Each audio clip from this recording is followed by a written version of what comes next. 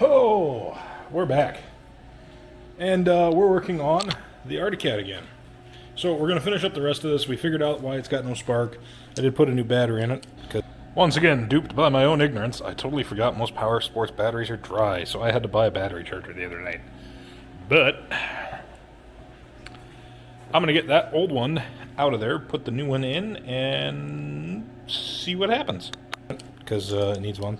But we need to get these carbonators off of there and probably clean them out. I have a feeling they're going to be pretty decent, but I want to pull them out and I want to look at it. There's some oil lines that need to be replaced and a bunch of other things. But check this out.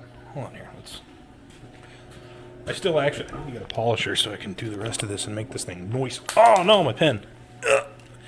Firstly, we have some evictions that need to happen. Some mousy housies. See the starter there. Look at all the shit down there. So, yeah, we need to get these carbs out. Like I said, there's fuel lines, there's oil lines. There's kind of a whole lot going on in here that I would like to see about redoing as best I can. Look at that. Right there. It's the original Articat built. That's what makes me think that this thing has, like, nothing for hours on it and that's a new tachometer. But, who knows? I may be wrong. I may be right.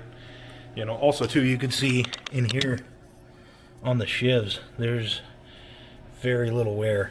Usually, once you get up in some pretty high mileage, you'll get a lot of wear on these. So, we'll probably blow all this out, try and clean a lot of this out, and, yeah. So, cool. Let's go. Okay, I like to mark the top of my, Mikuni left and right. Just so I know what goes back together, where, how, and who's and what's and why, and all the good stuff. What I also need to do is find a can of brake clean, which I know I have somewhere, or car clean.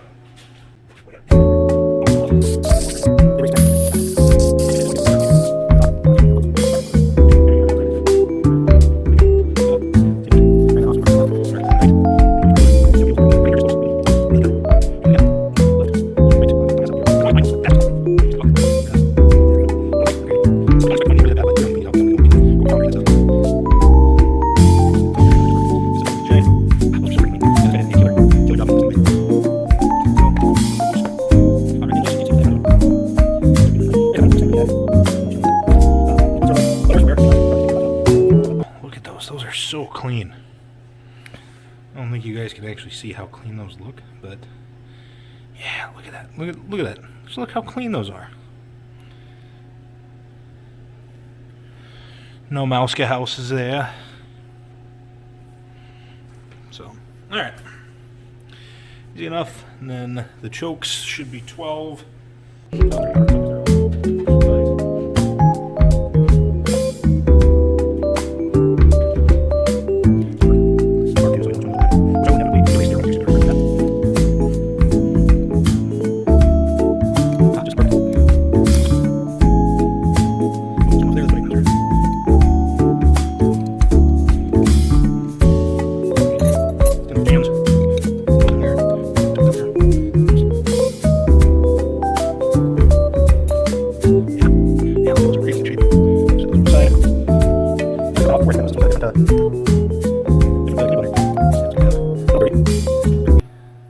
Nothing crazy. Let's see here. Anything here? Oh, those fuel lines are rock fucking hard. It's a good thing I'm replacing them, because that was half the battle here.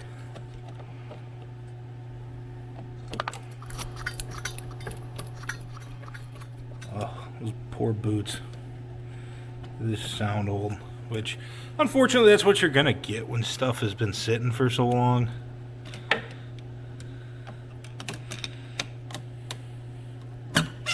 There we go, pop that one. Whoop, into the airbox that one went. Well, we'll have to pull that airbox out of there or figure out how that comes out. So, whoopsies! My bad. Anyways, let's get these other ones out.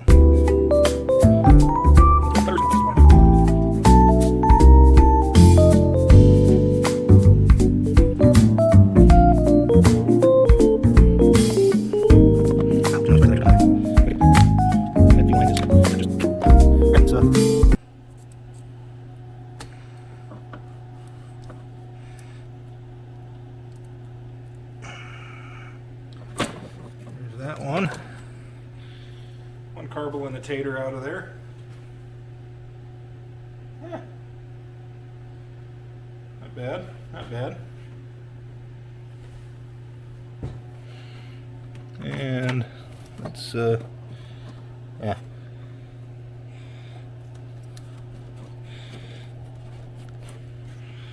Kind of a pain to get because they're tight, but we'll just, yeah.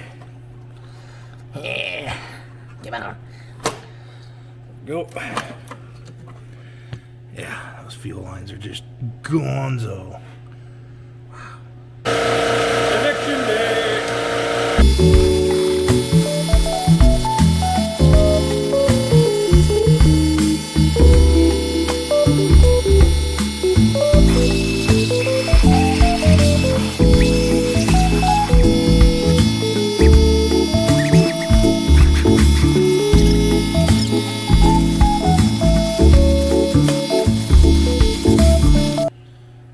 Better, much better. I don't know if it's perfect, but it's most of the evictioness is done. I should have, if I was a smarter man, done outside. However, I'm not that, so I'm gonna grab a broom real quick and do a little sweeping. Okay, we're back. A lot of stuff. A couple weeks later, yeah. Anyways, back on this thing because I need to get it done, or at least work on it. All the lines on here, we need to replace all the fuel lines and pretty much everything else, oil lines, all sorts of fun junk. So, how am I going to do this? What am I going to do? I think I'm going to set you guys up on a time lapse and you guys can just watch me because otherwise this is going to be kind of annoying to watch. Like, there's just no good way for you guys to be in here with me. So, yeah, get screwed. You're just going to have to watch this on the old time lapser. But, yeah, let's do that.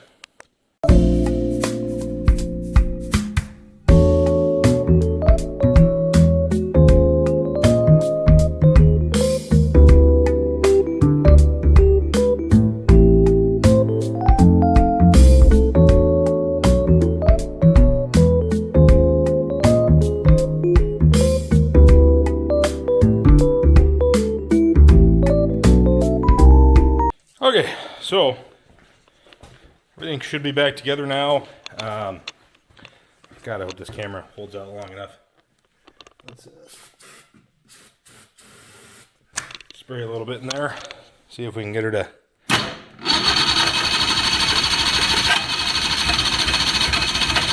Come on. I know you want to. Ooh, we're gonna have to probably set you guys up here because I don't know. Actually, you know what? Hold on. Okay, and we're back. Unfortunately, camera died. You'll get the time lapse of all the stuff that I did, but I did actually get the carburetors reasonably clean and put back together. I was able to get this thing run out and ran it around a little bit. Did a little bit of learning. The cooling system's kind of a pain to bleed on these, but it is nice because it's got that front radiator there. It just blows hot air. Like these hand warmers, I don't think work anymore. Doesn't really matter. You're just getting nice warm air pretty much all the time. So she starts pretty decent. I'm gonna click you here to the windscreen, and hopefully that'll hold. Let's see why it wouldn't. Probably wouldn't hold for running around too much, but yeah. Now it's not perfect. I did notice that this thing pretty much needs the choke on all the time to start. Hot, cold, doesn't really matter. Come on.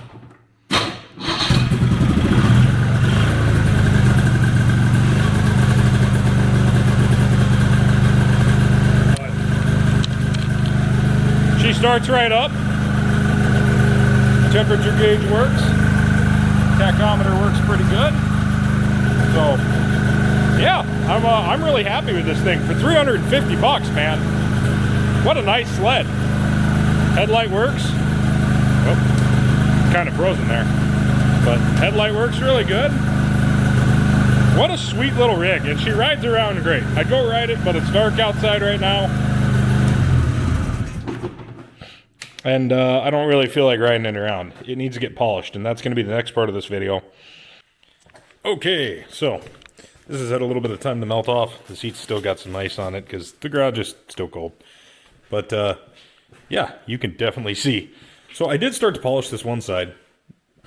This was just by hand and not with the actual buffer.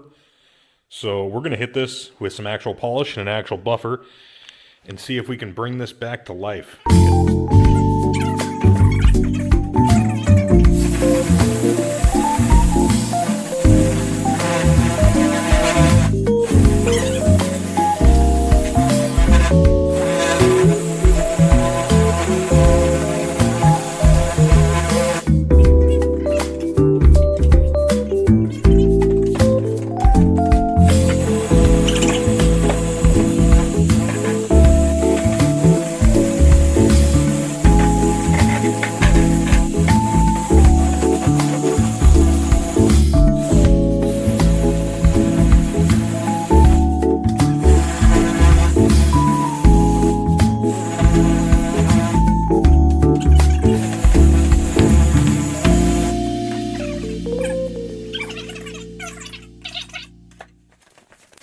Okay, I would say that is pretty dang spanking clean for a $300 sled.